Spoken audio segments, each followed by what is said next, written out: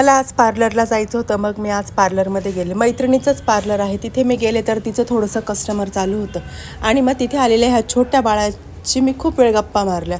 बाळ अतिशय गोड होतं आणि शाळेतल्या गोष्टी सांगताना त्याला खूपच आनंद होत होता.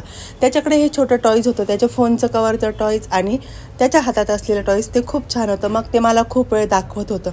त्याच्याशी खूपच गप्पा मारल्या आणि ते खूपच गोड होतं. त्याला थोडंसं रागवलं कधी असं बघायचं. मग त्याला नंतर माझं सर्व पार्लरचं आवडलं. त्याला शेवटी बाय केलं आणि मी घरी आले. आता घरी आल्यानंतर मला स्वयंपाकाला थोडासा उशीर झालेला होता. मी ना हे लाकडी घाण्याचं तेल आणलेलं आहे, करडई, सूर्यफूल आणि शेंगदाण्याचं. मग ते म्हटलं तुमच्याबरोबर शेअर करू.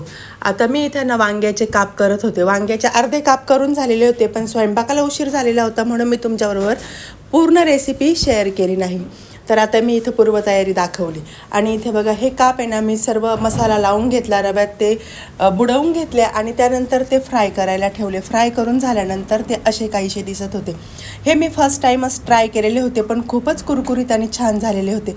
त्यानंतर मी वरण, भात, काप आणि पोळ्या असा माझा आजचा स्वयंपाक होता. कसा वाटला व्हिडिओ? धन्यवाद.